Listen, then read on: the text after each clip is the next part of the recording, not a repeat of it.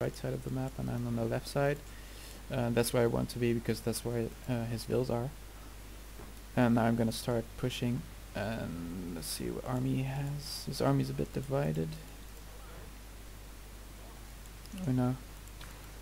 To be honest, I'm a little underwhelmed by his herding at this point in the game.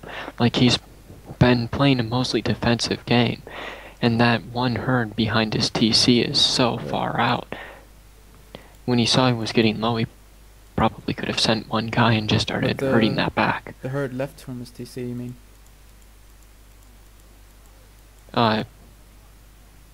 Yeah, sorry, the herds left from his TC, the deer, because if those were right up next to his TC with the banks in the market, you pretty much wouldn't have any chance to raid him, and that would also give him a very secure position. So if you try and push there to cut him off from food, he winds up winning just by defense. Definitely, yeah. Because I have the melee, way more melee units than he does. He does have this Waardgelder right now. Waardgelder is a Dutch word, I guess. I have no idea what it means, but... I'm not even gonna try and pronounce it. Waardgelder. Sound like it one bit. Waardgelder. Wardgeldington. I don't fucking know. But yeah, the herds. I guess he could have like had them back at his TC, but it's not that important because his map control is good enough to keep me from pushing that far into his territory. And he has to push me rather than I should push him because he doesn't want me to age or get a very big mass like India can in H2. Because my eco is definitely jumping ahead further and further in the meantime. Right now I have 20 more bills than him. Even though he has the banks, my eco is definitely better. So as Dutch, you want to be aggressive. Well, bank is only worth approximately 4 villagers, correct? Better, so he definitely wants to push me rather than stay back. So a bit of hunts outside his base is not really a disaster. True, but it doesn't take that much time to focus on like one vill and herd it in. It's something you can do, but it definitely has priority sometime, and this time it didn't really. So you might wanna, if you have other things to concentrate on, you might wanna do those things first. If you're being aggressive. True. There's always much more important things. Not always, I guess. If you're being defensive, then the very most important thing is what you said, like getting the hunts on your TC, and definitely. As Dutch, that's something you definitely want to be doing at all times. Except as in situations like this where there's maybe other things to worry about. When you're being aggressive, it's not that important. But it's always good. But the thing is, he seemed to be playing a fairly defensive game throughout the whole course. So to me, it just seems kind of against the game plan, shall we say. He wasn't playing defensive in H2. If he's going to play defense. By no means. Like, he was pushing. Whenever he had... But ever since you won that first fight, you've kind of, or he's been a bit passive until he builds up.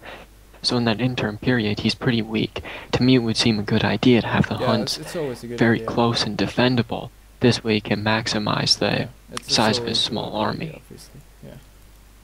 But yeah, in this game, he was playing aggressive. Well, or in any case, he should have been playing aggressive. Which he was in early forge, but in the end I just forced him back by having a sheer mass of units, and he couldn't keep them. Yeah, I think he probably should have been a bit more aggressive about just trying to raid you and pick off villagers or something, because I've been watching and your economy has just been steadily growing. His has been growing as well, but he's been either coming out roughly even or losing a battle. And then if he wins a battle, he hasn't been able to seal the deal. So your economy has been able to grow every time. Growing faster because I'm India and I get a shipment I get a vill with every shipment. So I do have like 30 vills more than him right now. He hasn't been producing them. Something like that. something he said after the game is that he could have gone cannons. What would you think about that?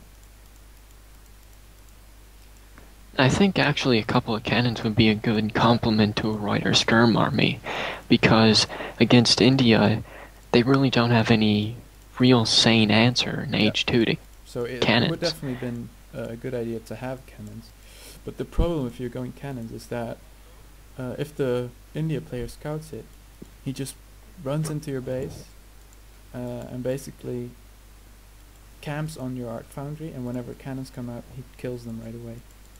If he doesn't scout it, it's great, but it's risky to try and go cannons because you're always delaying military production. So if he scouts it in time, he can always... What about transitioning in the mid-fortress or so?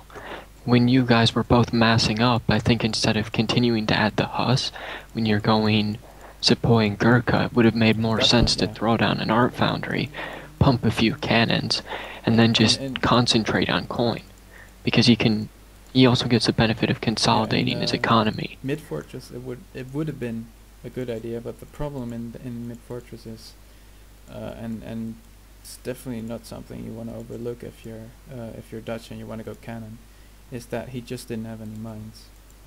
He couldn't mine, so he didn't have any means of really massing cannons. Maybe he could have, but then he wouldn't have been able to mass any other units. And while cannons are good, they are not unbeatable.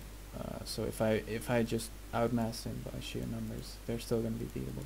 So you definitely need mines to go cannons. You can go in early fortress, take map control and keep mining, but it's risky because if they scout it in time, they might kill it before you even get the chance to get cannons out. And in mid-fortress you usually already have run out of mines, unless you're taking map control, in which case it might be viable. Out of curiosity, he sent the Dutch church card, which, me being a treaty player, I know virtually every tech in the fucking game, but that has the word guilders, or however the hell you pronounce that, the muskets, and then it has the 2 bank upgrade, but he stayed on 4 bank. When he got actually at the end of the game here, he has 900 food and 500 wood. To me it would have seemed like a good idea, since his mines are running out, to just throw down an extra bank or 2 and use that upgrade. At this point the game is so over that even if he had thought about it, because I'm sure he just well, yeah, it's literally over, but I'm pretty sure he just forgot about it, because obviously it's great to build a bank whenever you can, but he just forgot about it probably. True. And I don't blame him, because this game was over anyway. I guess just if I'm going to send a tech like that, especially one that I kind of think of church tech almost like you get one free thing, or you get something that's worth a decent amount of res, but you still have to invest in it. You're paying the experience to get the card, and then you're paying a tribute on top of it to actually unlock the really awesome tech in it. It's in this case though, because it gives, I don't know what slower units, I think it is, when you do the tech. I believe it's 10% slower units. I mean, that would give you... Okay, is it good now or what? Oh yeah, it just fell. Yeah. I think that it would give you an advantage in hit and run, but I think especially if he had any intention of going cannon at all at any point, it would make sense to do that, because you're not going to be hitting and running a whole lot with cannons. Yeah, you don't need. They're a fairly slow unit. In the Dutch army, especially if you have cannons. That's very true. Yeah. With skirms you want to hit and run, but if you had cannons somewhere in there, you're not going to be able to, because you'll just have way more inf.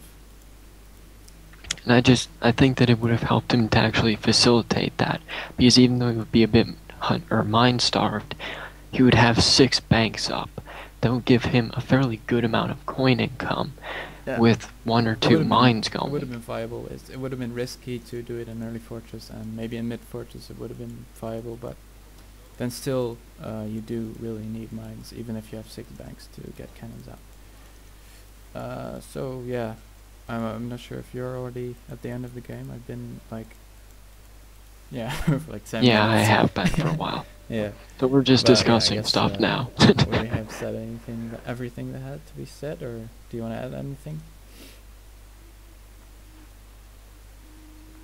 3D players are fucking awesome. We're better than you. We're better than you, sub players. And our egos are bigger than planets. I mean, like you're saying they're awesome at the end of a sub game.